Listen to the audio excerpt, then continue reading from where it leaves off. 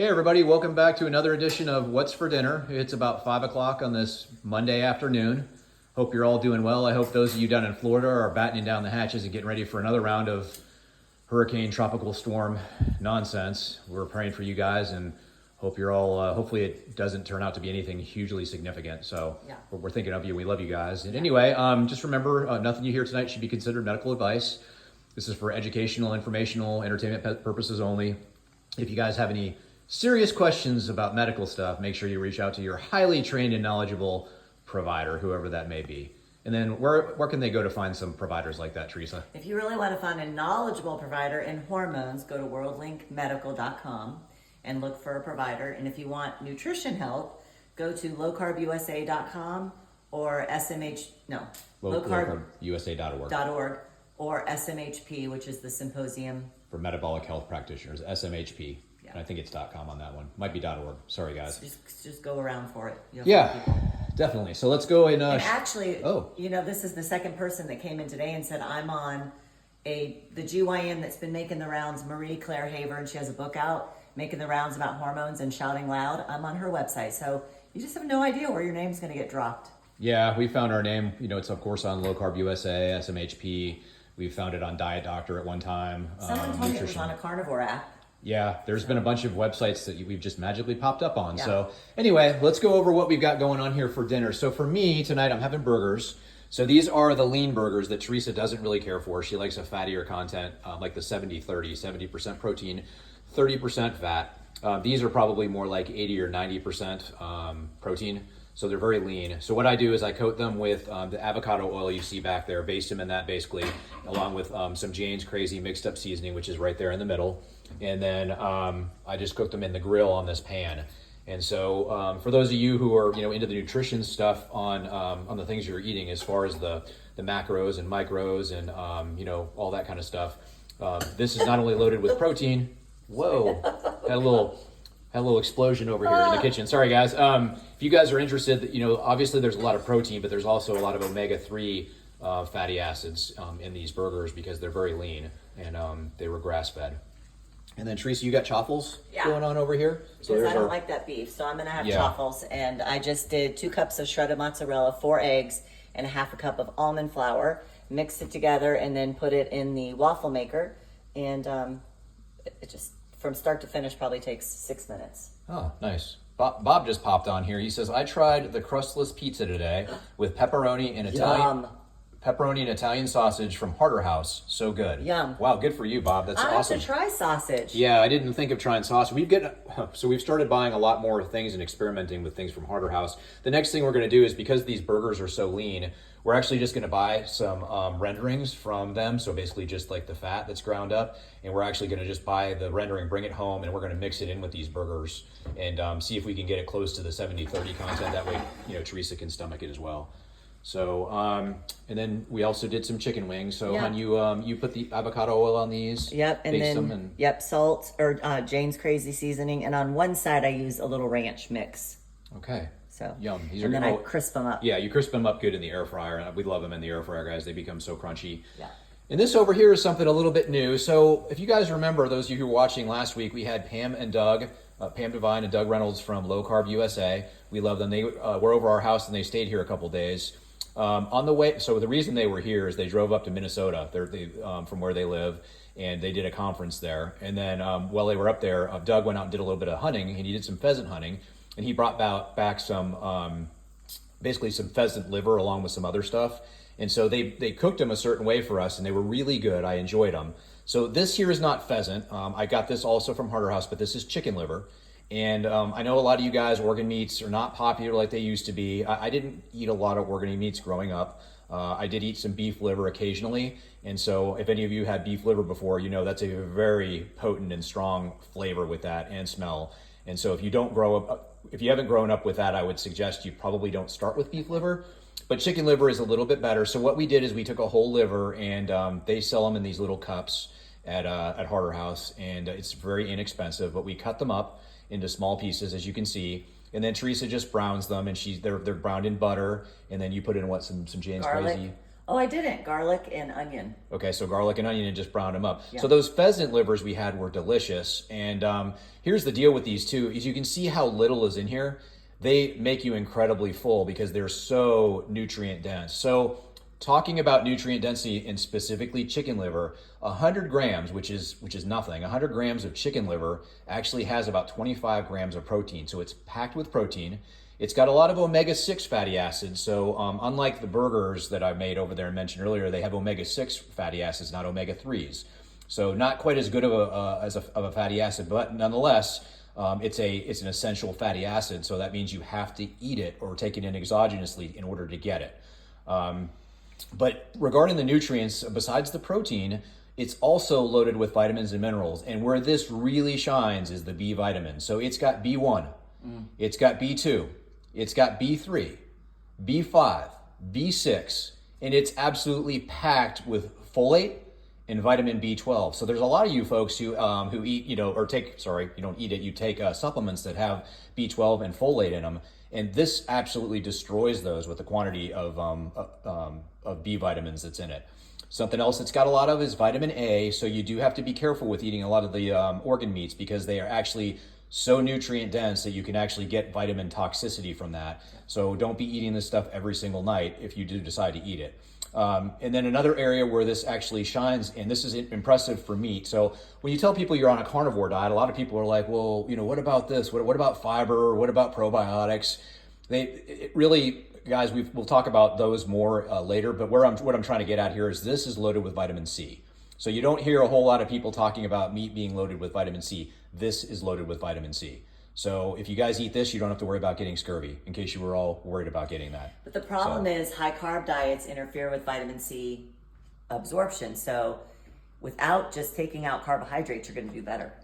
Yeah. And not be riskus for scurvy. Yeah. But kind of one more thing about the chicken liver, guys, is that it does not taste gross. It does not smell gross when you brown it up like this. I think you guys anybody who's not tried it before would be pleasantly surprised if you can get over the fact that it's an organ meat. That's probably the hardest or the biggest apprehension people have with that. So with that, and again, to make up also for the omega-6s, if you cook it in butter or lard or ghee or some other type of rendering or whatnot, you can actually balance it out by getting plenty of omega-3 with that. So, all right, what do we got going? You got a little bit of size for the burgers and for your chaffle? Yeah, and then just bacon. That's what your chaffles look like after you melted some cheese on it. Munster and then cheese. you air fried some bacon. And then we had some leftover eggs from the other night. Yep. And lemon and lime for our lemon water. Well, that's where we get our vitamin C from. I just thought of that. We eat plenty of lemons and limes. Thank God we're plant-based too, right? No. Anyway, all right. When you were saying all those B vitamins, I wanted to yell bingo.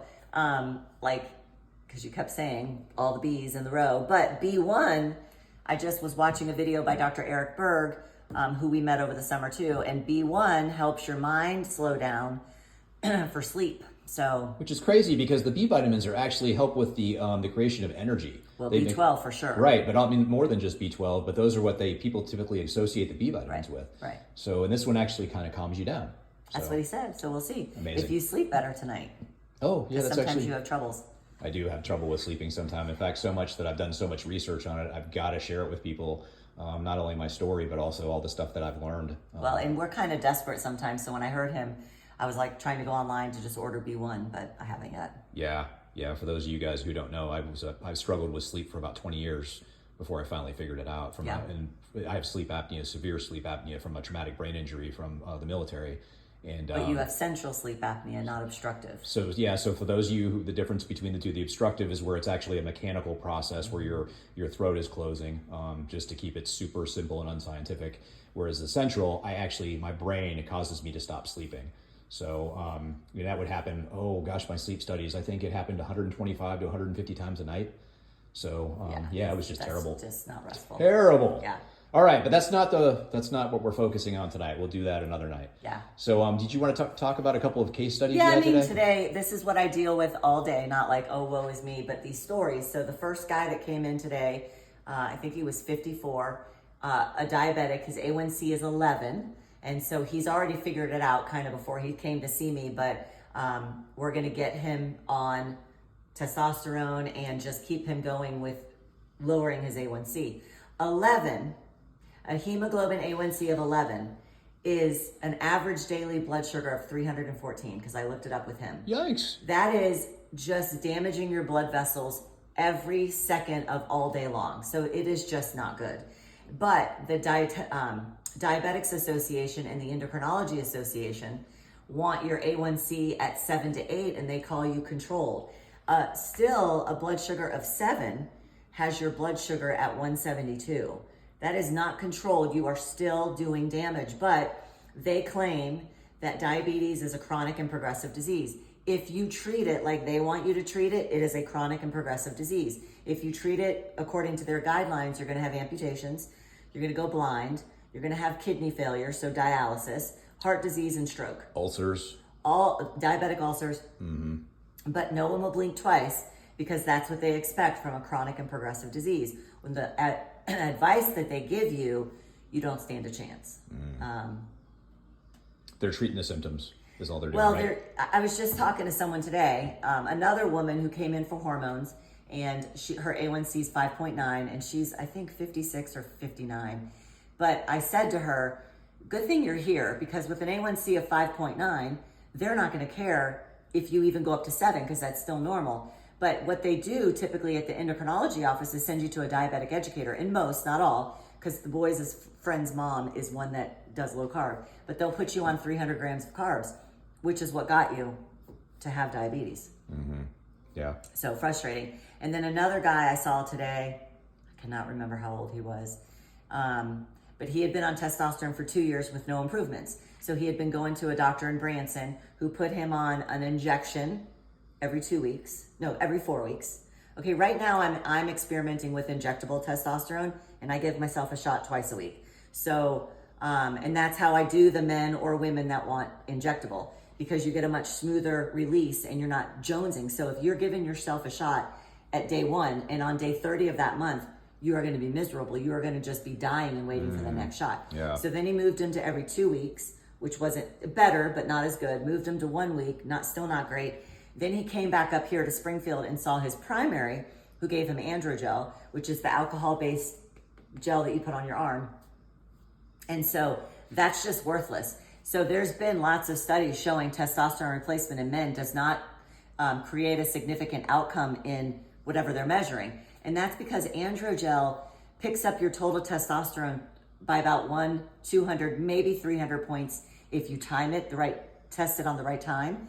But so then they put men on Androgel, and they take a subset. It could be a huge subset too. It could be 10,000 guys on Androgel, and you walk around and you say, is your libido better? Are your erections harder? Do you have more energy, more clarity? Are you stronger? And they would say, not really. And then they're going to say to your providers at the conferences, like, see, testosterone replacement it's not the bang for the buck you think it is. Yeah.